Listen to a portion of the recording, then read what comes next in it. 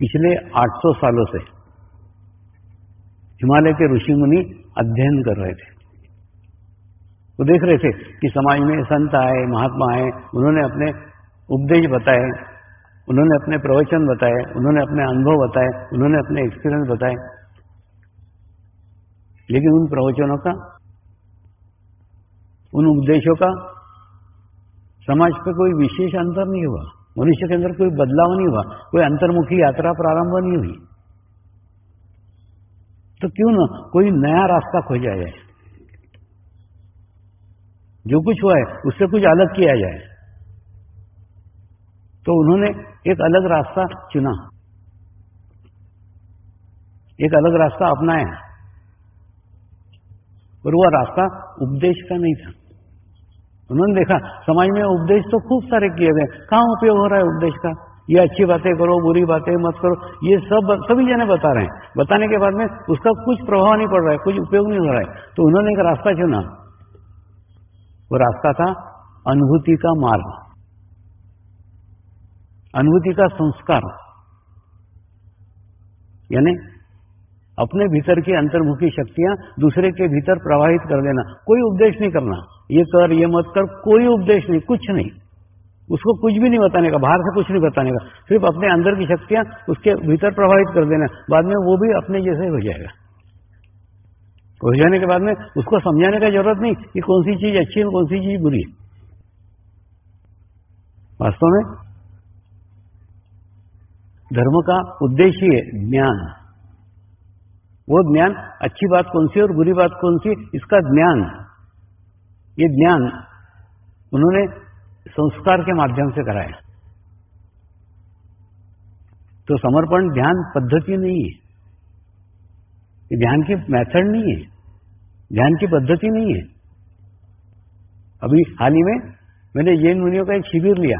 शिविर के पश्चात वो जैन मुनि मुझे कहने लगे, स्वामी जी आपने 8 दिन हमको ध्यान सिखाया, लेकिन 8 दिन के बाद में दूसरे मुनि हमको पूछेंगे क्या सीख करके आए, तो क्या बताएं? आपने कुछ भी तो नहीं कराया, कुछ भी नहीं किया। अच्छा, दूसरा जो हुआ है, जो चेंज हुआ है, वो अंतर्गत हुआ है, उसको हम एक्सप्लेन नहीं कर सकते। जो अनुभूति हुई है, वो अनुभूति को हम किसी को बता नहीं सकते, हुई है लेकिन बता नहीं सकते। और दूसरा, बता सके ऐसी कोई मेथड नहीं है, ऐसा कोई तरीका नहीं है। तो कैसे बताए, कैसे समझाए? ये कोई मेथड नहीं है।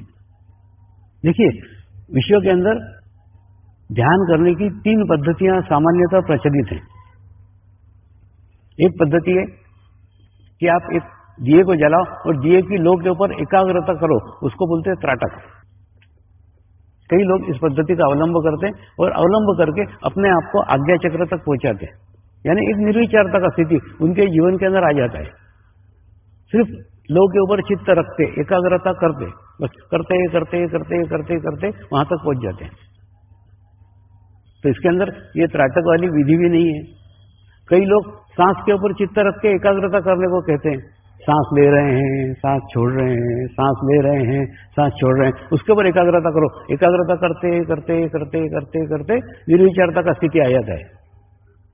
इसके अंदर वो भी नहीं है, यानी सांस के ऊपर चित्त रखने की विधि वो भी नहीं है, त्राटक वो भी नहीं है। तीसरा, भस्त्रिका का प्राणायाम रहता है, ऐसा करके भस्त्रिका का प्राणायाम करते, और करते करते करते आपको एक ऐसे शून्य की स्थिति में ले जाते हैं, एक निर्विचारता का स्थिति में ले जाते हैं। वो भी पद्धति इसके अंदर नहीं है, कोई पद्धति नहीं है, कोई पद्धति नहीं है। दूसरा, आपसे कोई पैसा नहीं लिया जाता है, ये पूर्ण निःशुल्क है। यानी मैंने त्राटक किया, ये अहंकार करने को भी आपके पास जगह नहीं है। मैंने भस्त्रिका प्राणायाम करके ध्यान की स्थिति प्राप्त की, ये भी करने को जगह नहीं है।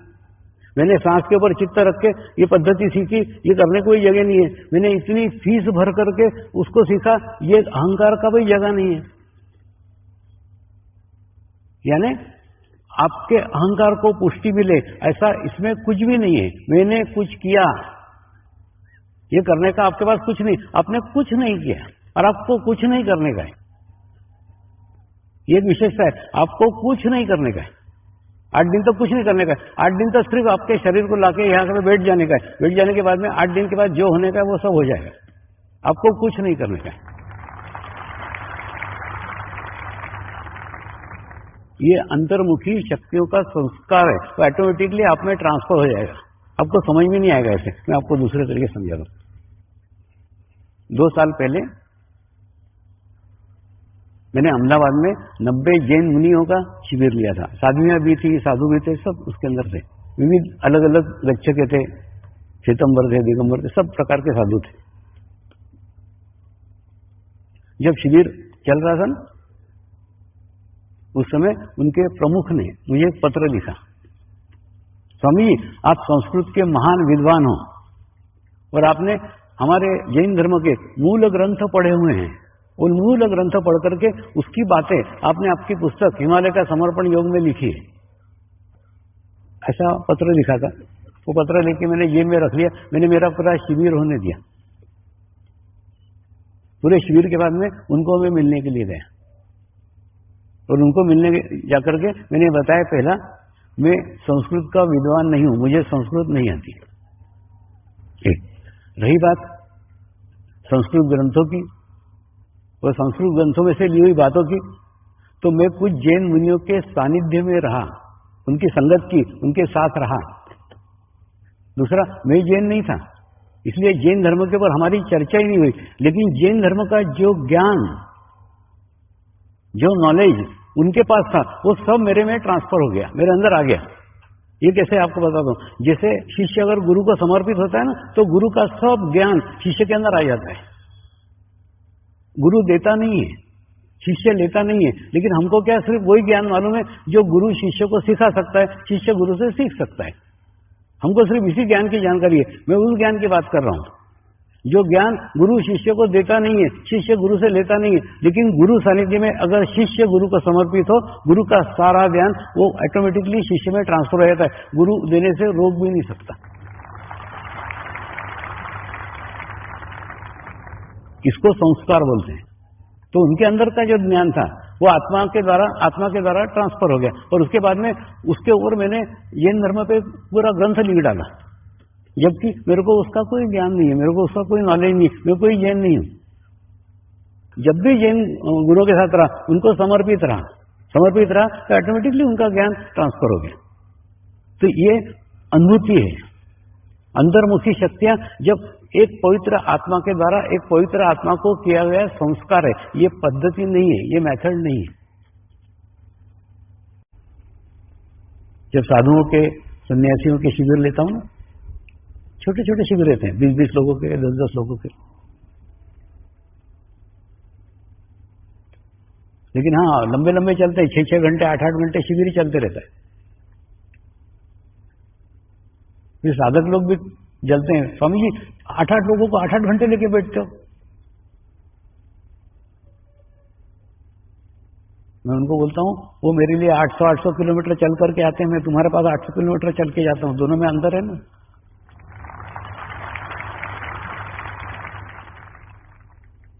तो साधु सन्यासियों की तकलीफें नहीं है ऐसा नहीं है, परेशानियां नहीं है ऐसा नहीं है। जब भी ये लोग एकांत में मिलते हैं ना, एक ही प्रश्न रहता है, स्वामी जी काम के विचार नहीं समाप्त होते, काम वासना के विचार आते रहते हैं। ये कॉमन समस्या है, कॉमन प्रॉब्लम है। संन्यास केवल शरीर से नहीं है, चोला बदलने से नहीं होता है, आंतरिक चेंज होना चाहिए, आंतरिक बदलाव होना चाहिए। उनको हर दफे में एक ऊंचा उत्तर देता है, ध्यान करो ध्यान करो ध्यान करो, ध्यान से सब छूट जाएगा। लेकिन अभी हाल ही में एक मुनि ने मुझे खूब तीव्रता के साथ एक पत्र लिखा। एक्चुअली मेरा क्या रहता मालूम है, जैसा तेरा गाना वैसा मेरा बजाना। तुम्हारा अगर रिसीविंग खूब अच्छा है, खूब अच्छी अच्छी बातें करूंगा, तुम्हारी रिसीविंग अच्छी नहीं है तो कुछ बात नहीं करूंगा, क्योंकि तुम्हारे खींचने के ऊपर ही सब निकलता है। वैसे उसका पत्र जो था ना, इतना गंभीरता से लिखा था, उसने अपनी समस्या को इतना स्ट्रांगली लिखा था कि ऑटोमेटिकली मेरा उसके काम वासना के विचार के ऊपर चित्त चला गया। क्यों समस्या है, क्यों प्रॉब्लम है, खूब बारीकी से उसका निरीक्षण किया।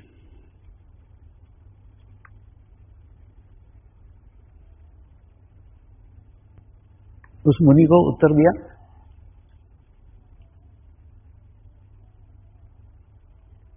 तुम सदैव काम वासना पे नियंत्रण करने की कोशिश करते रहते हो, और कोशिश के बहाने तुम्हारा चित्त 24 घंटे उसी पे रहता है कि मेरे अंदर काम के विचार नहीं जागृत हो, सदैव अलर्ट। एक दूसरा, इतना कम खाते हो, इतना कम खाते हो कि तुम्हारे अंदर कोई ऊर्जा ही नहीं बचे कि उसके अंदर काम के कोई विचार आए। कम खाते हो, एकदम खाना कम। दूसरा, इतना श्रम करते हो, इतना श्रम करते हो कि जितना खाया वो सब हजम हो गया। भूखे व्यक्ति के अंदर थोड़ी काम वासना जागृत होती है। लेकिन उसको लिखा ये सब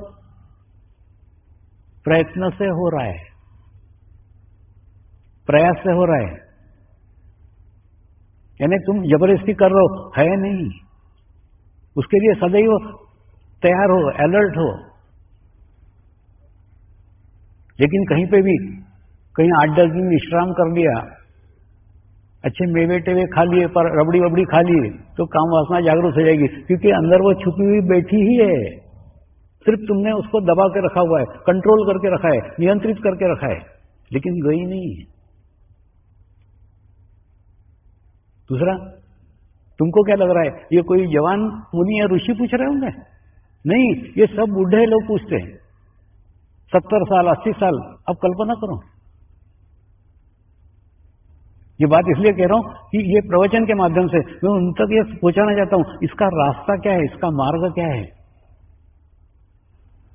क्या होता है मालूम? आपने सुना होगा कुछ दादाजी का, जो पेशाब करने जाते हैं, जाते आते 2-4 बूंदे कहीं करते चले जाते हैं, माने पेशाब उनसे हो जाती है, उनका कंट्रोल नहीं होता पेशाब के ऊपर। होता है बुढ़ापे में हमारे मसल्स वीक हो जाते हैं और बाद में हमारा कंट्रोल नहीं रहता है।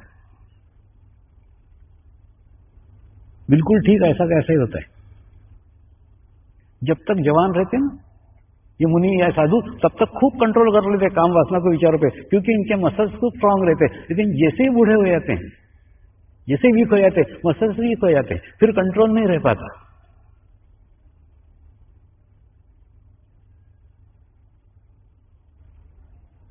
तो उनको मैंने कहा स्वभाव बदल दो। ये जो कहता हूं ना ध्यान करो ध्यान करो ध्यान करो, मतलब क्या? जो आपकी ऊर्जा उठ रही है और जो मूलाधार की तरफ जा रही है, उसी ऊर्जा का स्वभाव अगर आपने अपवर्ड कर दिया, ध्यान करोगे तो क्या होगा? ऊर्जा ऊपर की ओर जाएगी। जैसे ऊपर की ओर जाएगी, जैसे ऊपर की ओर जाएगी, तो उसका स्वभाव बन जाएगा, ऊर्जा उठने के बाद में ऊपर ही जाएगी। उसको फिर नियंत्रित करने की आवश्यकता नहीं है, उसको कंट्रोल करने की आवश्यकता नहीं है, वो स्वयं ही कंट्रोल रहेगी, क्योंकि उसका प्रैक्टिस अपवर्ड जाने का है। तो डाउनवर्ड जाएगी नहीं, डाउनवर्ड जाएगी नहीं तो काम के विचार ही नहीं आएंगे। चित्त को नष्ट करने वाली 2 चीजें, एक तो ये काम के विचार और दूसरे खाने में अत्यधिक चित्त।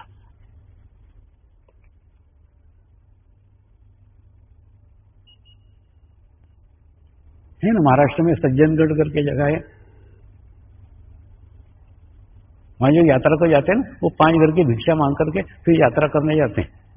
तो क्या होगा आप कल्पना करो ना, जब आप 5 घर के सब्जी और 5 घर की रोटी खाओगे, तुम्हारे जीवन का टेस्ट ही चला जाएगा, कोई स्वाद नहीं रहेगा। फिर पति जो नखरे करते हैं ना, इनको तो उसी यात्रा पे भेजो, सब सुधर जाएंगे। घर में बघार ऐसी चीज, सब्जी ऐसी चीज, जो नाटक करते कि नहीं,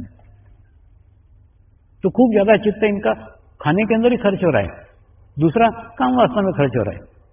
तो अगर तुम तुम्हारी प्रैक्टिस करते हो, तुम तुम्हारा स्वभाव बदलते हो कि तुम्हारी ऊर्जा तो ऊपर की ओर उठेगी, तो कभी काम के विचार ही नहीं आएंगे।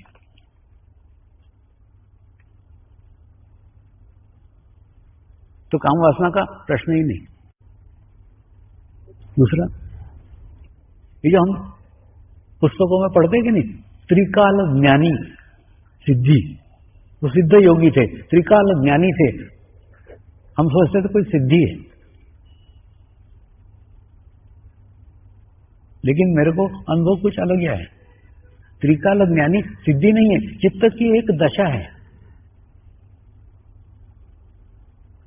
ध्यान करते करते, मेडिटेशन करते करते चित्त के उस दिशा में आप पहुंच जाओगे कि आपका चित्त भूतकाल में, भविष्य काल में, वर्तमान काल में, जहां आप चाहो एक क्षण में ले जा सकता है।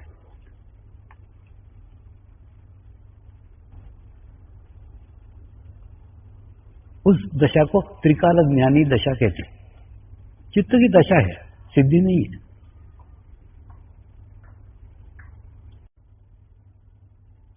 थोड़ा समझ लो इसको, इस विषय को।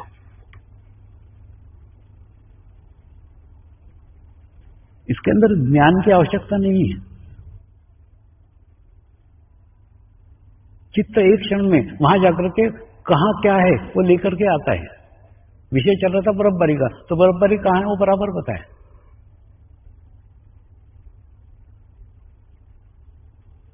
जैसे समझ लो एक बहुत बड़ा कमरा है, उस कमरे के अंदर एक चाबी पड़ी हुई है। आप बोलोगे चाबी ढूंढो, तो टार्च लेके अपन पूरे कमरे में टार्च मारेंगे तो चाबी मिलेगी, यानी उसमें समय बर्बाद होगा, टार्च की बैटरी जाएगी। लेकिन किसी ने बोला टेबल के नीचे चाबी पड़ी है, तो अपन सीधे कमरे में गए, टेबल के नीचे टार्च मारा और चाबी मिल गई।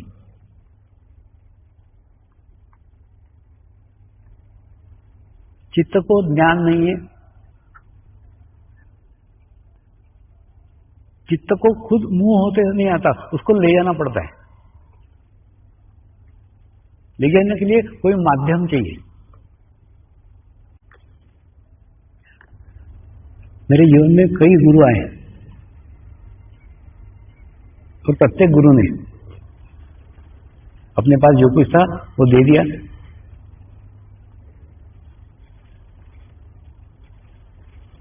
दे करके अगले गुरु के पास भेज दिया।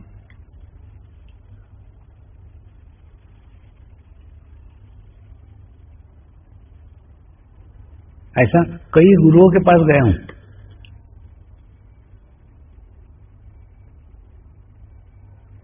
जो गुरु एक दूसरे को कभी मिले नहीं, एक दूसरे को कभी जानते नहीं, उनका एक वाक्य एकदम समान था, तेरा हंडा बहुत बड़ा है, तेरा हंडा बहुत बड़ा है, तेरा हंडा बहुत बड़ा है। मेरे को लगता था मुझे ये चिढ़ा रहे हैं, मेरा सर शायद बड़ा है। तुम्हें पानी में नदी में झांक के भी देखता था, मेरा सर बड़ा है क्या? तुम देखता नहीं, सर तो बड़ा नहीं, क्या ऐसा क्यों बोल रहे हैं? लेकिन ना गुरु बोलता है अपने स्तर पे, शिष्य सुनता है अपने स्तर पे। हंडा बहुत बड़ा है, हंडा बहुत बड़ा है, इसका अर्थ तेरे माध्यम से लाखों लोगों तक पहुंचने वाला है।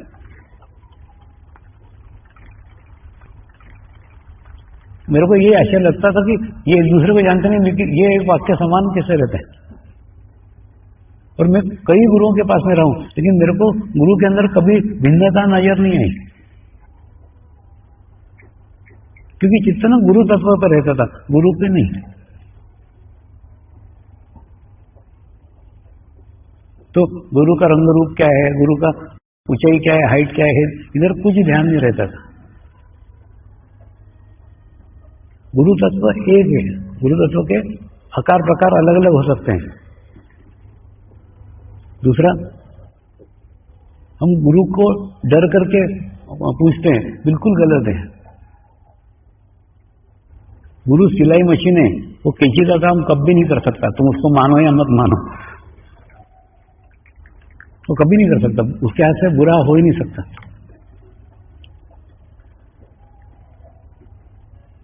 हुआ था ना, एक बार मेरे को एक आज्ञा चक्र के गुरु के पास में भेजा, खूब अच्छा वाटरफॉल था। वाटरफॉल के पीछे एक छोटी सी पगडंडी जाती थी, वो पगडंडी के पीछे उनकी गुफा थी।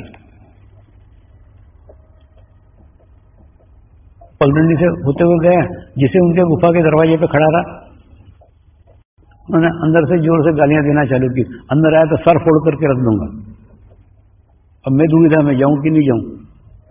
नहीं गया तो गुरु ने भेजा है, गुरु आज्ञा टूट जाएगी, जाना तो पड़ेगा। और अंदर गया तो वो बोल रहे सर फोड़ दूंगा। मैं हिम्मत करके अंदर बढ़ा, एक कदम ही आगे बढ़ाया होगा, सचमुच उन्होंने पैर की खड़ाऊ निकल के मेरे सर पे दे मारी और सर में खून निकल रहा था। मेरा ध्यान उस खून की तरफ भी नहीं था, मेरा ध्यान उनके पावड़ी की तरफ था। वो पावड़ी को उठाई और उनके पैर के पास रख दी। वो बोले तू मेरा सर्वस्व लूट के ले जाएगा। तो उन्होंने सर फोड़ के मेरा आज्ञा चक्र क्लियर कर दिया, आज्ञा चक्र साफ कर दिया, आज्ञा चक्र स्वच्छ कर दिया। मेरा ना पूर्ण विश्वास है डॉक्टर और गुरु इसमें खूब समानता है। डॉक्टर तुम्हारा पेट आड़ा काट रहा है, खड़ा काट रहा है, तिरछा काट रहा है, कोई मायना नहीं है। प्रत्येक डॉक्टर की काटने की स्टाइल अलग अलग होगी, उद्देश्य तुम्हारा जीवन बचाना है। उसी प्रकार से गुरु तुमको कैसा बर्ताव कर रहा है, क्या कर रहा है, उसको कोई मायना नहीं है। मायना है तुम्हारा उद्धार करना, तुम्हारी आध्यात्मिक प्रगति करना, उससे दूसरा कुछ हो ही नहीं सकता। लेकिन दिखेगा वो ऐसा बर्ताव कर रहा है, ऐसा कर रहा है। आज ऐसी कहानी में आज आपको बाद में बताऊंगा, साईं बाबा की कहानी इसी प्रकार की। तो कहने का मतलब कि गुरु के हाथ से बुरा कभी हो नहीं सकता। हाँ, तुमको दिखेगा वो बुरा कर रहा है, बुरा नहीं होता। दूसरा हुआ ना, कच्चे के अंदर एक डॉक्टर है, अच्छे प्रसिद्ध हार्ट स्पेशलिस्ट है वो भुज में। उनका भाई मेरे को गालियां देता था खूब, मैंने क्या बोलते ना, उनका भाई को लगता था कि मेरा इतना पढ़ा लिखा भाई और क्या ये बाबा के चक्कर में आ गया, तो मेरे को खूब गालियां देता था, खूब गालियां देता। और उसके बाद में अभी भी जब दौरा किया तो उनके घर पे गया मैं, तो उनके यही सेंटर चल रहा है। तो वो बोले स्वामी जी मैं तो तुमको खूब गालियां देता था, फिर मैं कैसे आ गया ये ध्यान में। मैंने उनको बोला गुलाब का फूल सामने रखो, उसको खूब माँ बहन की गाली दो तो वो बदबू देगा क्या? नहीं देगा, वो खुशबू ही देगा। तो गुलाब का फूल का स्वभाव है खुशबू देना, वैसे गुरु का स्वभाव है ब्लेस करना, आशीर्वाद देना। तुम भले उसको गाली दे के याद करो क्या पूछ के याद करो, वो तुमको आशीर्वाद ही देगा। तो तुम मेरे को गाली देते थे तो भी मैं तुमको आशीर्वाद ही देता था, इसलिए तुम इसमें आए। तो कहने का अर्थ क्या है, गुरु कोई व्यक्ति नहीं है, गुरु एक तत्व है और उसके हाथ से कभी बुरा हो ही नहीं सकता। वो सिलाई मशीन है, वो कभी कैंची का काम कर ही नहीं सकता।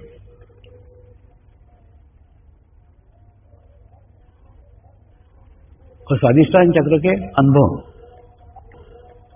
मुझे कभी हिमालय में वहां नहीं आए, यह मुंबई में आए। मुंबई में आने के बाद में एक दिन रात को ऐसा ही हुआ कि एक औरत मेरे सामने आई, मोक्ष दो मोक्ष दो मोक्ष दो चिल्लाने लग गई। उसके बाद में उसके लिए प्रार्थना की, उसके लिए प्रेयर की और उसके बाद में फिर वो शांत हो गई। उसके बाद में रात भर मेरे को ही नींद नहीं आई कि वो मोक्ष दो कर रही, तो मैं मोक्ष देने वाला कौन हूं, और मैं अगर मोक्ष दे सकता हूं तो मैं कौन हूं। रात भर सोचता रहा। बाद में सवेरे जब ध्यान में गुरु के साथ संपर्क हुआ तो गुरु ने खूब अच्छे तरीके से समझाया कि जैसे भिखारी है, वो भिखारी को मालूम है रुपया कब मांगने का और रोटी कब मांगने की। जैसे तू सड़क पे से जा रहा है तो भिखारी तेरे को बोलेगा बाबा 1 रुपया दे दे, बाबा 1 रुपया दे दे, वो रुपया मांगेगा। लेकिन तू अगर किसी बगीचे में बैठ के खाना खा रहा है तो वो रुपया नहीं मांगेगा, वो बोले बाबा 1 रोटी दे दे, 1 रोटी दे दे। मतलब भिखारी को मालूम है रोटी कब मांगने की और रुपया कब मांगने का है। उसी प्रकार से वो आत्मा को मालूम है कि मोक्ष कब मांगने का। तू सड़क पे चलते जा रहा है, तेरे को मोक्ष नहीं मांगनी है। जब तू स्टेज पे रहता है, सिंहासन पे रहता है, उच्च अवस्था में रहता है, तेरे अंदर से देवत्व बहते रहता है, वो देवत्व को मोक्ष मांगता है, तेरे को नहीं। तो कुछ नहीं, उनके लिए सिर्फ प्रार्थना करना पड़ती है, उनके लिए प्रेयर करना पड़ती है। तो जो हिमालय में अनुभव नहीं आए वो मुंबई में आए। तो कहने का अर्थ अपने ऊपर भरोसा करो, अपने चित्त को स्ट्रांग करो, खूब गंडे धागे ये बांध करके उसको कमजोर मत करो। जितना उसके ऊपर डिपेंड होते जाओगे उतना खुद तुम आत्मनिर्भर होना कम हो जाओगे। आत्मनिर्भर बनो, अंदर की शक्ति पे विश्वास करो। अरे बाबा परमेश्वर तुम्हारे अंदर है, तुम्हारे भीतर है। एक बार उसको जागरूक कर लो ना, फिर बाकी सब चीजों की कोई आवश्यकता ही नहीं। आपको दूसरा कोई चाहिए ही नहीं, कोई दूसरा नहीं चाहिए। आप खुद ही सक्षम हो, खुद ही गुरु हो। कल आप सब गुरु होने वाले हो, इसलिए वो तैयारी करके आओ।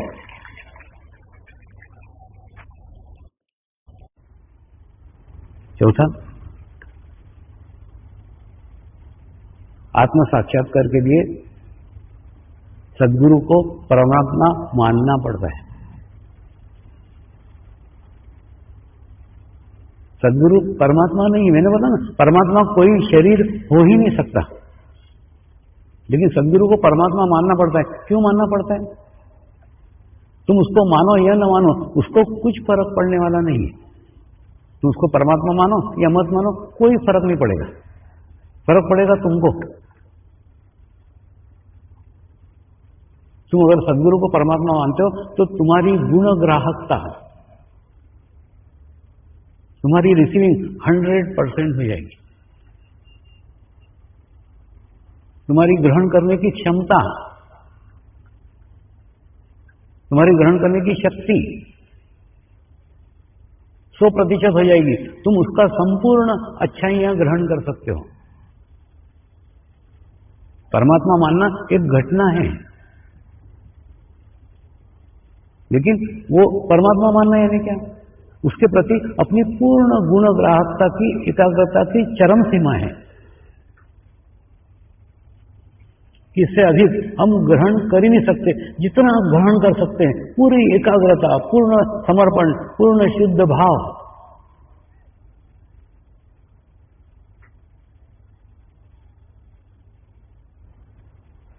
जब तक नहीं लाते तब तक आत्म साक्षात्कार संभव ही नहीं। गुरु तत्व का चेहरा मोहरा अलग हो सकता है, गुरु तत्व का रंग रूप अलग हो सकता है,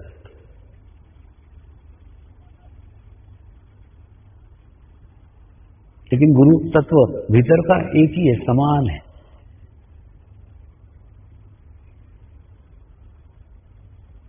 ये बात अभी मैं कह रहा हूं ऐसा नहीं, ये बात शिरडी के साईं बाबा ने भी अपने जीवन काल में अपने भक्तों को समझाया हुआ है। उनके जीवन काल की घटना है और आज का साईं का संदेश है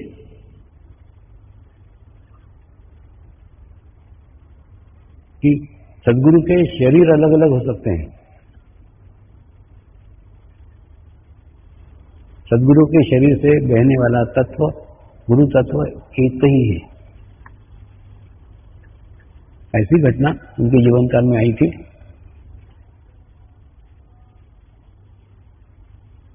मुंबई के एक पितले जी उनके दर्शन के लिए आए। द्वारका माई में गए और जब उन्होंने नमस्कार किया तो शिरडी के साईं बाबा ने उनको 3 रुपए निकाल के दिए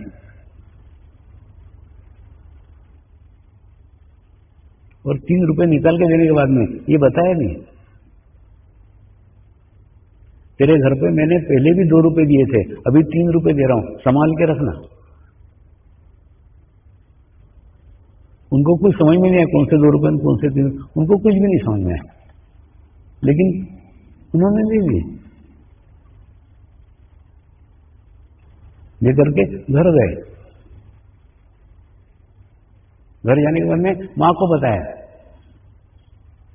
माँ मैं गया था शिरडी के साईं बाबा ने ये 3 रुपए दिए और बोले 2 रुपए मैंने तेरे को पहले ही दिए थे, हमारे घर को दिए थे, उसको भी संभाल के रखना, इसको भी संभाल के रखना।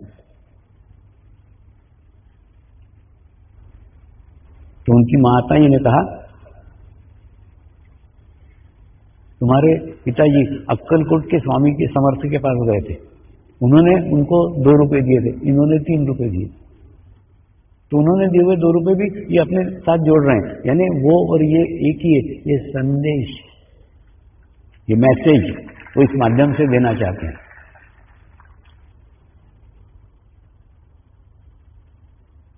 गुरु का चेहरा मोहरा अलग होगा, स्थान अलग होगा, कार्य अलग होगा, समयावधि अलग होगी,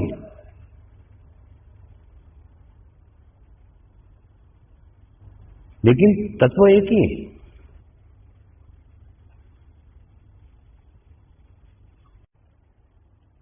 लेकिन आपको बताता हूं, गृहस्थ होके आत्मग्लानि मत करो। अगर गृहस्थ इस मार्ग में आएगा ना, एकदम ऊपर तक जाएगा। मैं जा चुका हूं इसलिए बता रहा हूं। जापान में एक मारवाड़ी फैमिली के यहाँ 20 दिन तक रहा, 20 दिन एक मारवाड़ी फैमिली के यहाँ जापान में रहा, और 20 दिन के बाद गया ना तो उसके शब्द थे, मुझे लगा ही नहीं कि कोई संत आए थे, ऐसे लगा था मेरे दादाजी आए हैं, अब घर जा रहे। गृहस्थी बहुत बड़ी विशेषता है, खूब लचीलापन है। लचीलापन है मतलब जहां पे जाओगे, जिस तरीके से उस परिस्थिति से में एडजस्ट हो जाओगे। तुम्हारा कुछ भी ये चाहिए वो चाहिए कुछ भी नहीं है।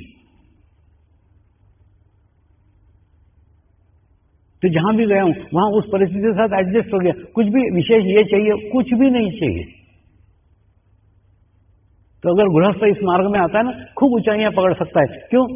क्योंकि उसकी कोई कंडीशनिंग नहीं है, कोई उसके नियम नहीं है। और दूसरा, अरे बाबा जैसी खदान वैसी मिट्टी, ये कौन सा मेरे को मिला है, ये सब मैंने कोई प्राप्त नहीं किया है, ये मुझे मिला हुआ सब मेरे को गुरु कृपा में मिला हुआ है, ये मेरा खुद का नहीं है। देखो इन लोगों में क्यों अहंकार आता है, इन संतों में क्यों अहंकार आता है, साधुओं में क्यों अहंकार आता है, उसका भी कारण बताता हूं। ये लोग खूब साधना करते हैं, ये लोग खूब तपस्या करते हैं, खूब खूब करते हैं। और मैंने बोला ना, कोई भी कर्म करोगे, कोई भी कार्य करोगे तो तुम्हारे में एक स्टिफनेस आ जाएगी, एक कड़कपन आ जाएगा, तुम्हारी राइट साइड पावरफुल हो जाएगी, एकदम भुट्टे जैसे अकड़ जाते हैं। ऐसा मेरा कुछ भी नहीं है। मैंने बोला मैं तो वेटर हूं, खाना बनाने वाले बैठे हैं ऊपर, वो दे रहे हैं, मैं परोस रहा हूं, इसलिए मैंने खाना बनाया ही नहीं, तो मेरे को क्या तकलीफ है खाने की। और दूसरा, जब ऐसा मैं हूं तो ऐसे ही तुम भी बनो ना। तुमने कौन से मेहनत की, तुम्हारा कौन सा सर फोड़ा है मैंने, अच्छे मस्त गद्दे पे बैठ करके ले रहे हो। नहीं सच्ची बता रहा हूं, इतने सुख से मेरे को थोड़ी मिला। तो कहने का अर्थ ये, जब अपन ने अपने को मेहनत से मिला ही नहीं है, मेरे को भी मेहनत से मिला नहीं है, तुमको भी मेहनत से नहीं मिला है, एकदम आसानी से मिला है। ना कोई तपस्या करना पड़ी, ना कोई साधना करना पड़ी, कुछ नहीं करना पड़ा। तो फिर मैंने किया इसका अहंकार भी काय को। ये हिमालय के ऋषि मुनियों का ज्ञान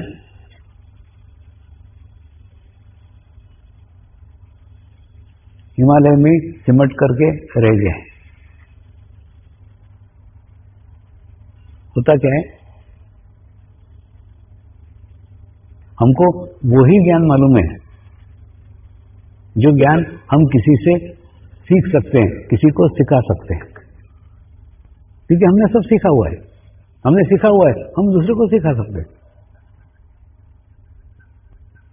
लेकिन ये वो ज्ञान है जो ज्ञान कोई किसी को सिखा भी नहीं सकता और कोई किसी से सीख भी नहीं सकता। ये आपको नहीं समझ में आ रहा हो तो आप एक लव्य की कहानी याद करो ना। द्रोणाचार्य धनुर्विद्या एकलव्य को सिखाने को तैयार नहीं थे, उन्होंने मना कर दिया था।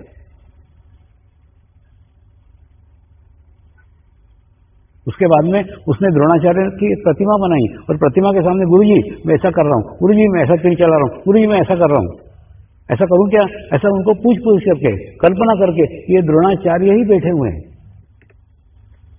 उनकी मिट्टी की प्रतिमा बनाई और प्रतिमा बना करके सारी धनुर्विद्या सीख ली। जितनी अर्जुन के पास में नॉलेज था, सारा ज्ञान द्रोणाचार्य ने दिया नहीं, एकलव्य ने लिया नहीं, फिर भी एकलव्य में ट्रांसफर हो गया।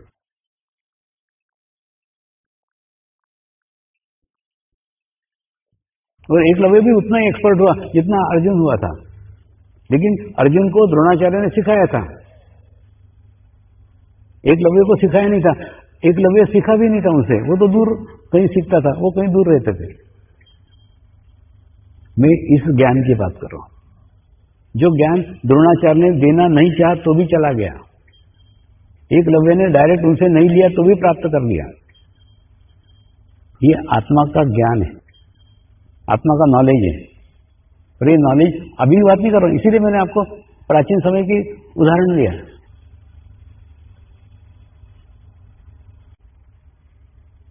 लेकिन क्या है, हमको वही नॉलेज है। पहली बात तो पुस्तकों में ज्ञान है ही नहीं। पुस्तकों में क्या है मालूम है क्या, इंफॉर्मेशन, जानकारी, जो घटनाएं घट गई,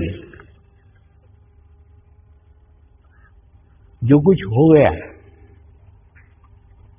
वो अनुभव, जो कुछ घटनाएं घट गई उसका वर्णन, यानी सब भूतकाल की बातें पुस्तकों में लिखी हुई है।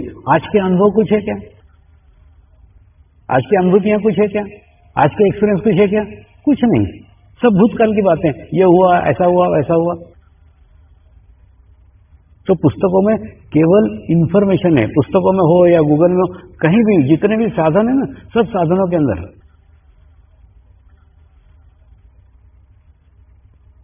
केवल जानकारी, जानकारी, ज्ञान नहीं है। ज्ञान तो सदैव जीवंत रहता है, अनुभूति जीवंत है, ज्ञान जीवंत है, ट्रांसफर होता है वो जीवंत है। पुस्तकों में केवल जानकारी है और निर्जीव पुस्तकें जीवंत अनुभूति कभी नहीं करा सकती। इसलिए जीवंत पुस्तकें पढ़ो, जीवंत अनुभूतियां लो, जीवंत ज्ञान को प्राप्त करो, ध्यान करो, तो धीरे धीरे ये अनुभूतियां तुमको होने लग जाएगी। होगा ना, कभी एक दिन खूब अच्छी ध्यान की स्थिति लग जाएगी, तुमको गुलाब की खुशबू सुनाई आने लग जाएगी। ऐसा लगेगा कोई तुम्हें गुलाब का इत्र लगा के आया है, और तुम तुम्हारी बुद्धि दौड़ाओगे, कौन गुलाब का इत्र लगा के आया है, गुलाब की खुशबू क्यों आ रही, देखने लग जाओगे, ढूंढने लग जाओगे, ढूंढने लग जाओगे तो गुलाब की खुशबू चली जाएगी। गुलाब की खुशबू बाहर से आई ही नहीं है, लेकिन तुमको क्या ज्ञान है, गुलाब की खुशबू सदैव बाहर से आती है। तुमने जहां गुलाब की खुशबू बाहर खोजने का प्रयास किया, बुद्धि दौड़ाई, अनुभूति गई, तुम्हारे भीतर से ही, तुम्हारे हृदय चक्र को विकसित होने के बाद में तुम्हारे हृदय से ही गुलाब की खुशबू निकल रही है। उसका आनंद लो, उसको खोजो मत, उसको ढूंढो मत, चित्त को बाहर मत ले आओ, चित्त को अंदर ले आओ। जिस दिन गुलाब की खुशबू आए उस दिन हृदय चक्र पे चित्त रखो, उस गुलाब की खुशबू का आनंद लो। किसी दिन चंदन की खुशबू आए तो सहस्त्रार पे चित्त रखो, सहस्त्रार विकसित हो जाने के बाद में चंदन की खुशबू आती है, तुमको ही नहीं पूरे वातावरण में आएगी, सभी जगह खुशबू ही खुशबू आएगी। सूरत के पास में एक उम्भेल नाम का गांव है, छोटा सा ही गांव है, तुम ये रोड पे से जाओगे ना तो एकदम राइट साइड में दिखेगा। वो गांव की दो घटनाएं आपको बताता हूं। एक घटना ऐसी कि उस गांव में एक राम मंदिर था, वो आधा अधूरा पड़ा हुआ था और उसके बाद में चालू नहीं हुआ था।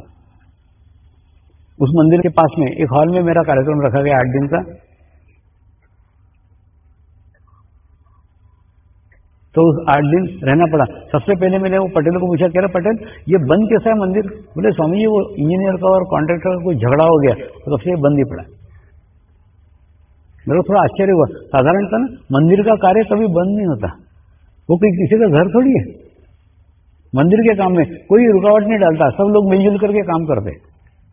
फिर मैंने एक दिन क्या किया, रोज सुबह उठ करके गया, पूर्व दिशा में जाके 2-3 किलोमीटर तक घूम के आया।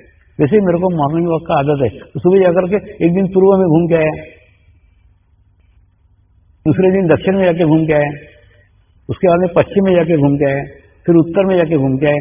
4 दिन 4 दिशाओं में गया और 5वें दिन वो टूटे फूटे मंदिर में जाकर के गर्भगृह में बैठ करके ध्यान किया।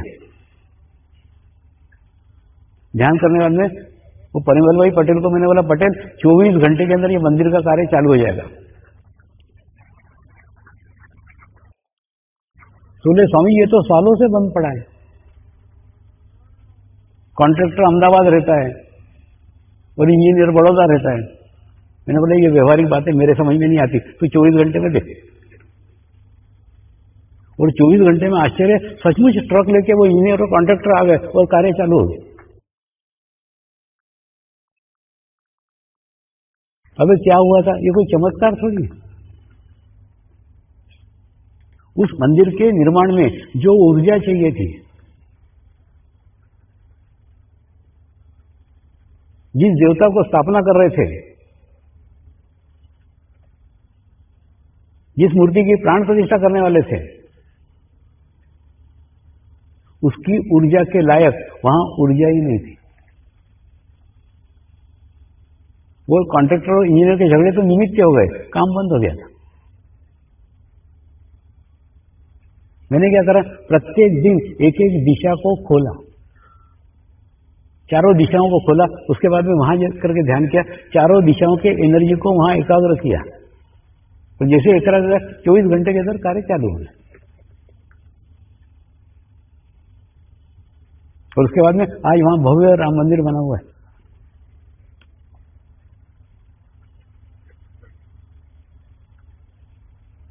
तो कई बार कई कार्य केवल वहां एनर्जी नहीं पहुंच पा रही, इसके कारण बंद हुआ है।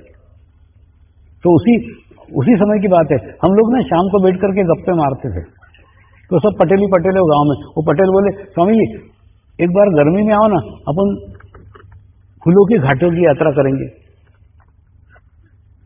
मैंने उनको, गर्मी की क्या जरूरत है, अभी चलते हैं। बोले अभी? मैंने हाँ, आंखें बंद करो। मैं भी आंखें बंद करता हूँ, हम ध्यान करते हैं। मैं चित्त से फूलों के घाटे में जाता हूँ और तुम फूलों के घाटी का आनंद यहाँ पे अभी लोगे। और हम कुछ नहीं, ध्यान करने चले गए। ध्यान में जैसे ही चित्त से फूलों के घाटी में गया, फूलों की घाटी की खुशबू वहां नहीं, पूरे गांव में फैल गई।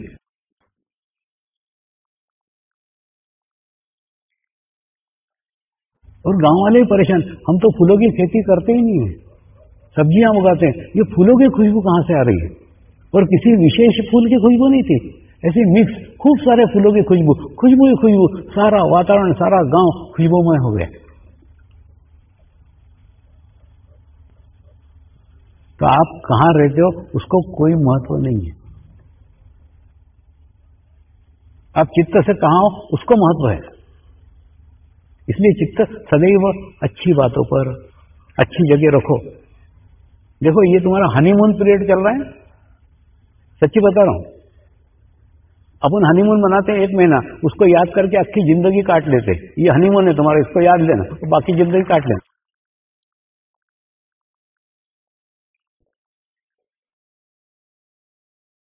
यहां पे एक एक दिन को याद करना, या 8 दिन का तुम्हारा हनीमून है। क्या क्या बातें हुई, क्या क्या अनुभूति आई, क्या क्या अनुभव, सबको याद करना चाहिए। तो डायरी लिख के रखो, उसको रोज पढ़ोगे तो भी इस शिविर पे चित्त चला ही जाएगा। चित्त जैसे ही जाएगा, इस शिविर के वाइब्रेशन, शिविर की एनर्जी आपको कहीं पे भी, कहीं भी, कभी भी प्राप्त होगी।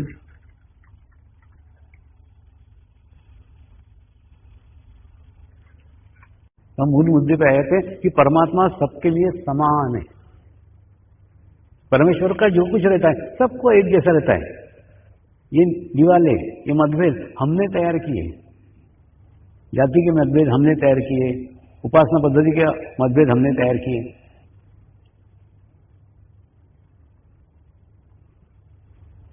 दूसरा, उपासना पद्धति का भी अध्ययन करो ना आप। सभी उपासना पद्धति में एक ही तो बात कही हुई है, अच्छी बातें करो और बुरी बातें छोड़ो, अच्छी बातें करो और बुरी बातें छोड़ो। ये उपदेश किया हुआ है।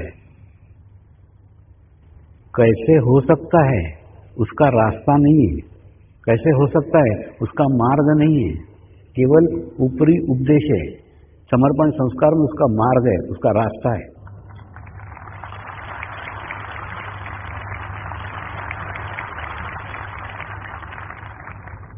आप अगर ध्यान करो, आप अगर मेडिटेशन करो, तो पूरे लाइफ का मैनेजमेंट हो जाएगा।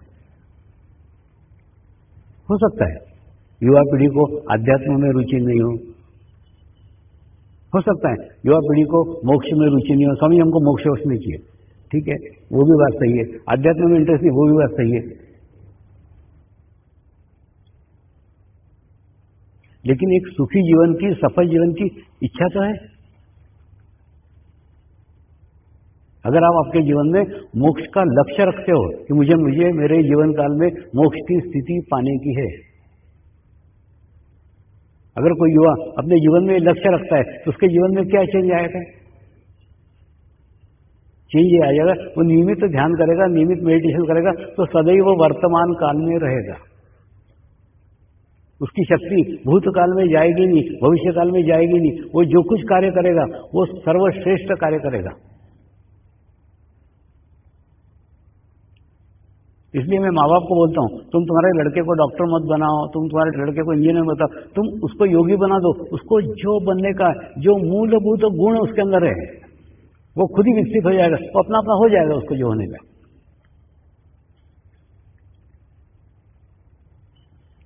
अगर एक पेंटर भी बना तो मोनालिसा सर की तस्वीर बनाएगा। हुआ था ना, मैं एक बार सातारा के महाराज के उसमें गया था, म्यूजियम के अंदर, वहां मोनालिसा की तस्वीर की प्रतिकृति रखी हुई है। मैंने पेरिस में उसकी मेहंदी देखी है। वो कोई देवी नहीं है, वो कोई देवता नहीं है, वो कोई भगवान नहीं है, कोई परमात्मा नहीं है, कोई नहीं है।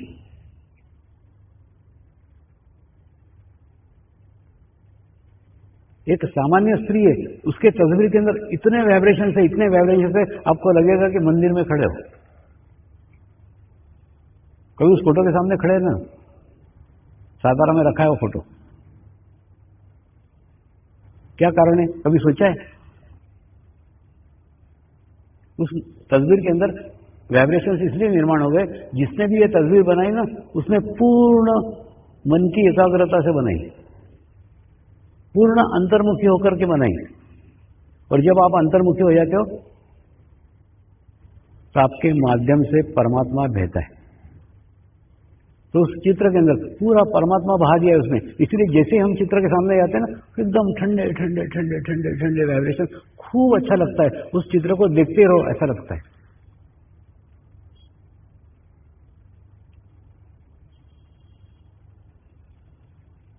तो युवा अगर ध्यान करेगा, अगर मेडिटेशंस करेगा, तो मन की एकाग्रता से कार्य करेगा, और जो कुछ कार्य करेगा वो क्या कर रहा है उसको कोई महत्व नहीं। जो कुछ कार्य करेगा वो सर्वोत्तम कार्य करेगा, सर्वश्रेष्ठ कार्य करेगा।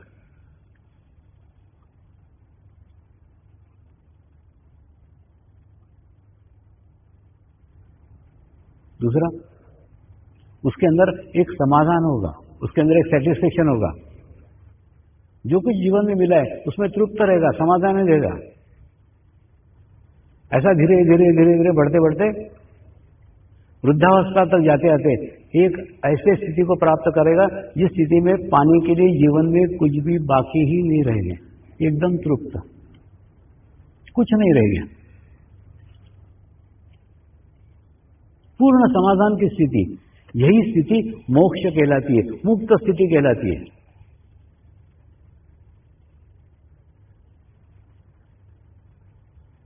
ये मुक्त अवस्था मनुष्य को अपने जीवन काल में ही प्राप्त करना होती है।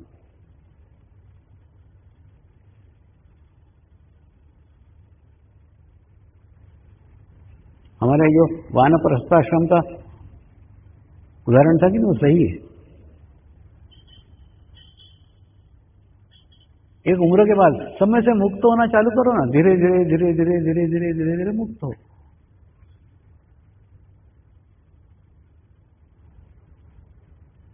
वास्तव में हमने हमारे जीवन काल में इतना जोड़ रखा रहता है, वृद्धावस्था में कोई जरूरत ही नहीं थी पैसे की, अवस्था सिर्फ रहती है सब में से मुक्त होने की। हम सब में दखलंदाजी कर दे।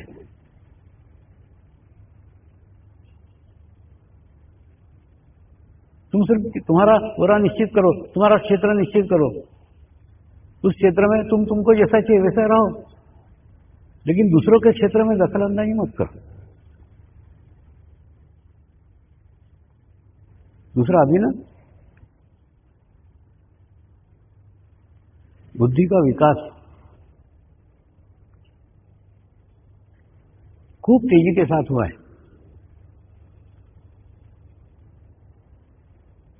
और तेजी के साथ विकास होने के बाद में आज के युवा पीढ़ी का ज्ञान, नॉलेज खूब ज्यादा बढ़ गया है। इतना ज्ञान अपने को है नहीं, और अपना ज्ञान और अपने अनुभव उनके कुछ काम नहीं आते, क्योंकि 20 साल में सारी दुनिया ही बदल गई है, सब चेंज हो गया, सब बदलाव हो गया। युवा पीढ़ी को उनके इच्छानुसार जीने दो ना, उनके उपकरण, उनकी व्यवस्था, उनकी कार्यप्रणाली उनको उनका करने दो। वो अपने से ज्यादा बुद्धिमान है, पहले इस बात को मान लो। तो बहुत सारी समस्या हल हो जाएगी। हम अपने आप को ही बुद्धिमान समझते, जबकि हमारे बुद्धि के अनुभव आज के युवा पीढ़ी के कुछ काम नहीं आएंगे, क्योंकि जमाना खूब बदल गया है। उनको आज की परिस्थिति में काम करने का है, उनकी समस्या आज की है, हमारा अनुभव पुराना है। तो खूब चेंजेस आ गए, खूब बदलाव आ गए।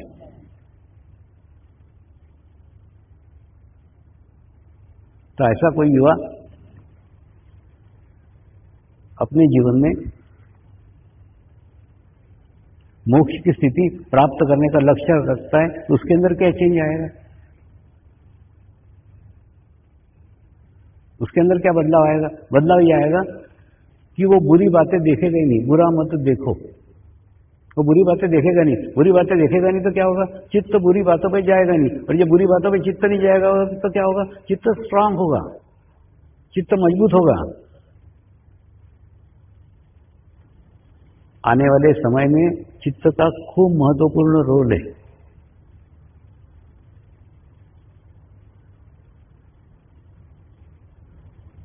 इसका चित्त स्ट्रांग है, वो दुनिया में बिरला होगा।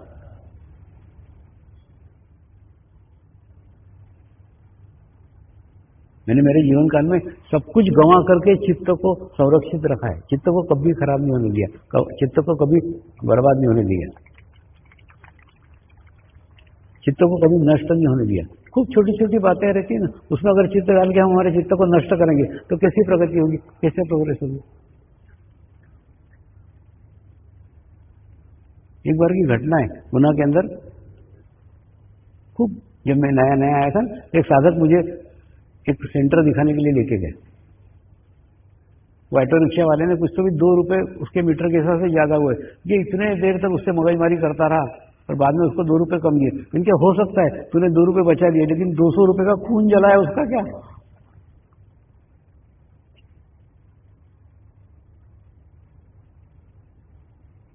यानी कई बार हम इतनी छोटी छोटी बातों के लिए अपना चित्त नष्ट करते रहते हैं, अपनी स्थिति खराब कर देते हैं, जिसकी कोई भी आवश्यकता नहीं है। और वो बात आपके लिए एकदम कोई 2 कौड़ी की नहीं रहती। आप देखो ना, सब्जी वालों के पास जाकर के कितने झिकझिक झिकझिक झिकझिक करते रहते हैं।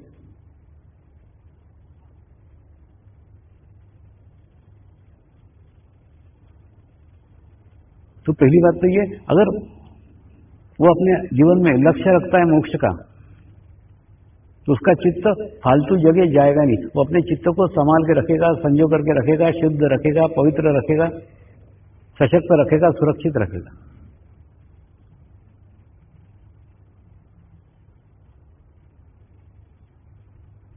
आज के मीडिया के युग में चित्त को संभालना खूब कठिन हो रहा है। दूसरा, बुरी बातें सुनेगा नहीं, निंदा सुनेगा नहीं, क्रिटिसाइज सुनेगा नहीं। तो बुरा मत देखो, बुरा मत सुनो और बुरा मत कहो, बुरी बातें मत कहो। हमारे चित्त को दूषित होने के ये मार्ग है, ये रास्ते हैं। सबसे पहले चित्त दूषित होता है आंखों से। सच्ची बता रहा हूं, आप किसी से आंख नहीं मिलाओ ना, तो आपके ऊपर इतना इफेक्ट नहीं होगा, कितना प्रभाव नहीं पड़ेगा। जहां आंख माध्यम है, आपने किसी के आंख मिलाई कि तुम्हारे चित्त पे उसकी छवि आ जाती है, और छवि आने के बाद में उसके बुरे इफेक्ट तुम्हारे चित्त पे आते ही हैं।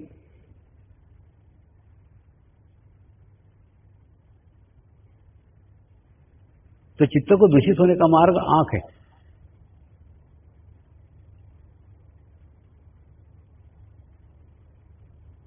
दूसरा, चित्त को दूषित होने का मार्ग कान है। खूब बुरी बुरी बातें, बुरी क्रिटिसाइज सुनते सुनते सुनते सुनते हमारा चित्त दूषित होता है। हुआ था ना, एक बार एक बैंक में एक शादी का काम करती थी। वो बोली, स्वामी जी पहले हमको खूब मजा आता था, इंटरवल में हम एक दूसरे को क्रिटिसाइज करते ना, हमको खूब मजा आता था। आजकल उसमें मजा नहीं आता। मैं एकांत में बैठती हूँ, मेरी इच्छा ही नहीं होती उन सब में शामिल होने की। ऐसा क्यों हो रहा है? मैंने उसको कहा तेरे को चैतन्य का एहसास हो गया है, कहाँ आनंद मिलता है, कहाँ खुशी मिलती है, कहाँ आत्मा खुश होती है, कहाँ आत्मा प्रसन्न होती है, इसका अनुभव हो गया है। जिन बातों में एनर्जी नहीं है, जिन बातों में चैतन्य नहीं है, तेरे को वहां मन लगेगा ही नहीं, तेरी इच्छा ही नहीं होगी उनमें शामिल होने की। तो जैसे ही मोक्ष का लक्ष्य रखते हैं ना, तो ऐसी खराब बातों की तरफ से अपना चित्त वैसे ही हट जाता है। ऐसे लोगों के संगत में हम रहेंगे नहीं जो क्रिटिसाइज कर रहे हैं, आलोचना कर रहे हैं। जिनका चित्त बाहर है तो आपका भी चित्त बाहर लेके जा रहे हैं। आप उनके सानिध्य में रहो, जिनका चित्त अंदर है तो आपका भी चित्त अंदर लेके जाएंगे।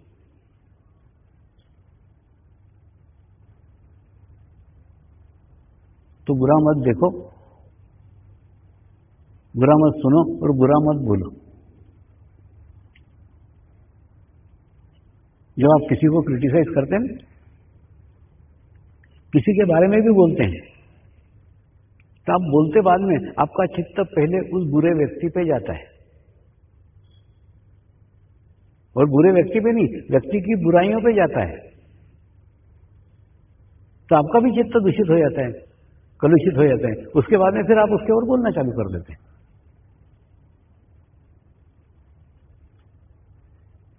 इसका भी रास्ता, इसका भी मार्ग मैंने युवा पीढ़ी को दिया है। आप समर्पण ध्यान की बात करो ना,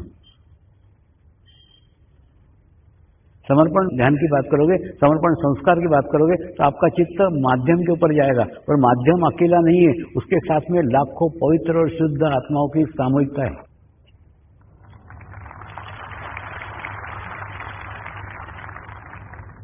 जैसे ही चित्त माध्यम के ऊपर जाएगा, माध्यम की ऊर्जा, माध्यम का चैतन्य, माध्यम की एनर्जी आपको मिलना चालू हो जाएगी। और कब आप शुद्ध हो गए, कब आप पवित्र हो गए, आपको आपका पता भी नहीं चलेगा।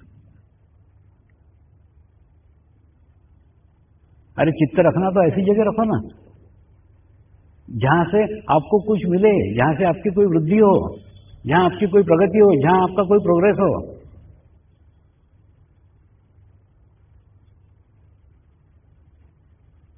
और इन तीन बातों में चौथी और बात मैंने जोड़ी है कि बुरा मत सोचो।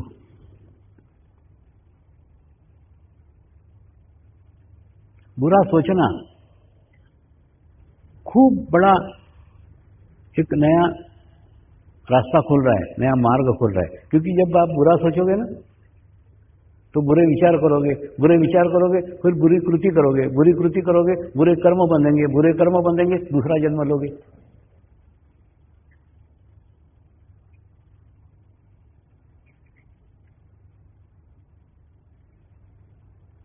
और हाथ में घड़ी रखो, और घड़ी रखने के बाद में प्रत्येक दफे सुबह 6 बजे मैं कहाँ हूं, मैं कौन से विचार कर रहा हूं, सकारात्मक विचार कर रहा हूं कि खराब विचार कर रहा हूं। हर दफे अलर्ट रहो ना।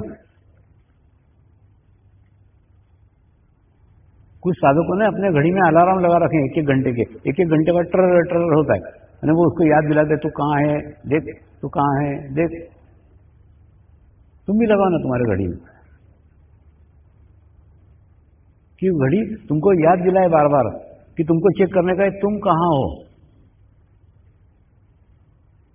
तो जैसे तुम चित्त रखोगे ना, ऑटोमेटिकली तुम देखोगे तुम वर्तमान में रहना सीख जाओगे। जैसे एक हॉल है, हॉल के अंदर एक चौकीदार बैठा हुआ है दरवाजे पे, तो कोई भी व्यक्ति अंदर नहीं आएगा। क्यों नहीं आएगा? कोई तो भी देख रहा है, कोई तो भी बैठा है। उसी प्रकार से आपको कौन से विचार आ रहे हैं इसका अध्ययन करो ना, उस पर चित्त डालो, सतत देखते रहो आपको कौन से विचार। आप क्या करते हो, दुनिया में क्या विचार कर रहा, कौन क्या कर रहा, दुनिया को भाड़ में जान लो, तुम अपना देखो ना। मैं कौन सा विचार कर रही हूं या मैं कौन सा विचार कर रहा हूं, उसको देखो, हर घंटे देखो। सिर्फ देखोगे ना तो भी विचार समाप्त हो जाएंगे।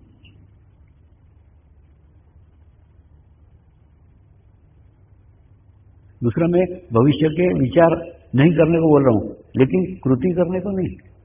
देखो देखो, एक जैसे एक क्या बोलते हैं, कुछ योजना बनाने की, वो योजना बना ली, हो गया, उसके ऊपर कार्य करना चालू कर देना।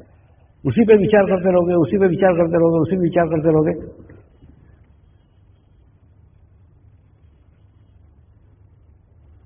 तो अति विचार से तुम्हारी स्थिति खराब हो जाएगी, तुम्हारा चित्त खराब हो जाएगा।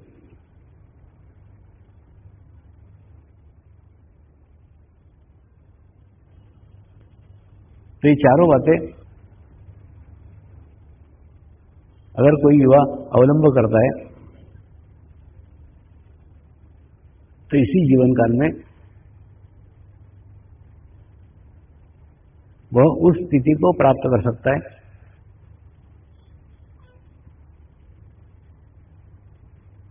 जिस स्थिति में जीवन में पाने के लिए कुछ भी नहीं रह जाता।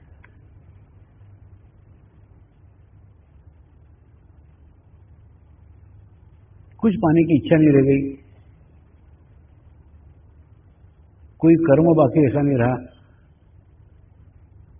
कोई अच्छा कर्म बाकी नहीं रहा, कोई बुरा कर्म बाकी नहीं रहा, एक शून्य की अवस्था प्राप्त हो गई।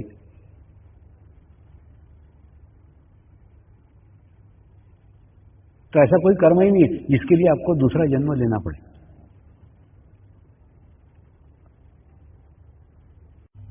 नमस्कार।